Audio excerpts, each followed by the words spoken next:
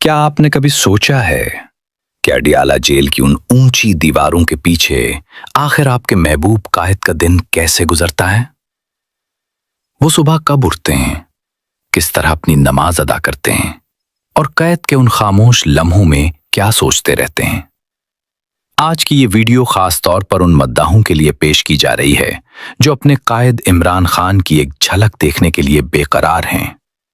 آج ہم آپ کو لے چلیں گے انہی دیواروں کے اندر جہاں پاکستان کے سابق وزیر اعظم عمران خان اپنے قید کے دن گزار رہے ہیں۔ آپ یہاں ان کی آواز نہیں سنیں گے، لیکن آپ انہیں دیکھیں گے۔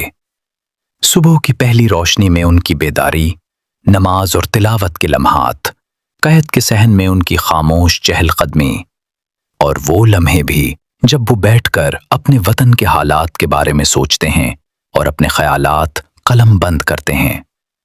آپ دیکھیں گے کہ اڈیالہ جیل کے ایک چھوٹے سے کمرے میں وہ کن حالات میں رہ رہے ہیں، کیسا ہے ان کا کمرہ، کیا ہے ان کی خوراک، اور کیسے گزرتا ہے ان کا پورا دن۔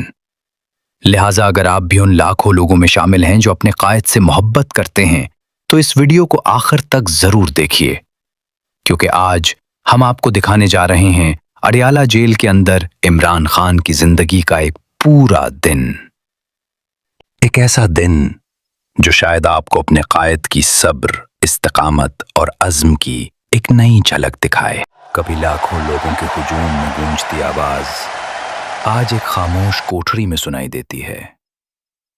یہ ہے عمران خان کا روزمرہ معمول اڈیالہ جیل کی ایک محدود کوٹھری کے اندر۔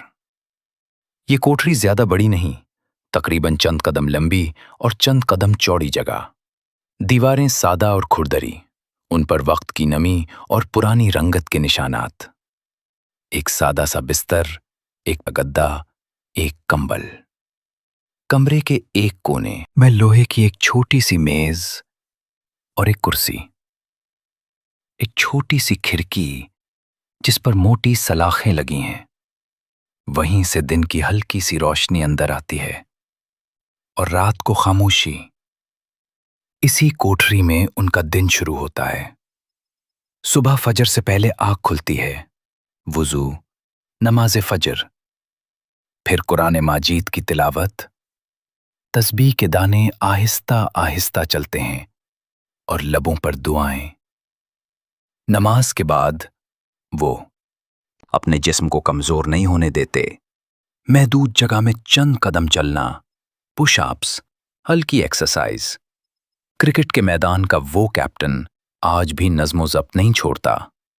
ناشتہ سادہ ہوتا ہے، روٹی، چائے، کبھی دال، کبھی ابلے انڈے، مگر ان کی اصل مصروفیت مطالعہ ہے۔ کوٹھلی کی چھوٹی میز پر رکھی کتابیں، اسلامی تاریخ، سیاسی فلسفہ، بین الاقوامی امور اور قرآن کی تفسیر۔ گھنٹوں مطالعہ، خاموش غور و فکر۔ پھر آتا ہے عدالتوں اور مقدمات کا وقت، وکلاء سے ملاقاتیں، کاغذات کا جائزہ، قانونی حکمت عملی۔ ہر پیشی ایک نیا انتظار، ہر فیصلہ ایک نئی آزمائش۔ لیکن جو لوگ ان سے مل کر آتے ہیں وہ کہتے ہیں کہ ان کے لہجے میں حوصلہ اب بھی قائم ہے۔ ظہر کی نماز کے بعد جیل کی کوٹھری میں ایک سادہ سا دوپہر کا کھانا آتا ہے۔ اس کھانے میں اکثر سادہ پاکستانی کھانے شامل ہوتے ہیں، ایک یا دو روٹی، کبھی دال، کبھی سادہ سبزی، اور کبھی تھوڑا سا چاول۔ ایک سادہ سی اسٹیل کی پلیٹ میں رکھا یہ کھانا کوئی شاہانہ ضیافت نہیں، مگر قید کی زندگی میں یہی ایک سادہ سی ضرورت بن جاتا ہے۔ وہ خاموشی سے میز کے پاس بیٹھتے ہیں، آہستہ آہستہ لقمے لیتے ہیں، اور اکثر ساتھ ہی کتاب بھی کھلی ہوتی ہے، کبھی مطالعہ، کبھی تسبیح، اور کبھی گہری سوچ۔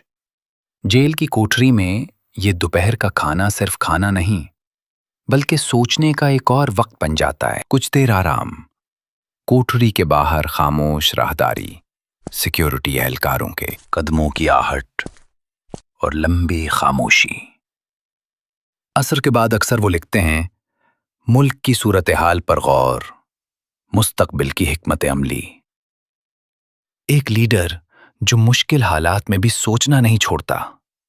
मगरिब और इशा की नमाज के बाद तवील दुआएं, मुल्क के लिए, अवाम के लिए और इंसाफ के लिए। रात का खाना भी सादा होता है, रोटी, सब्जी या दाल। कभी एक कप चाय और फिर वही कोठड़ी, वही दीवारें, वही खामोशी। मगर उनके हामी कहते हैं ये सिर्फ कैद नहीं, ये एक आजमाइश है, एक ऐसा वक्त जो शायद तारीख का हिस्सा बन जाए। क्योंकि बाज़ औक़ात तारीख के बड़े अबवाब हुजूम में नहीं बल्कि ऐसी ही खामोश कोठड़ियों में लिखे जाते हैं।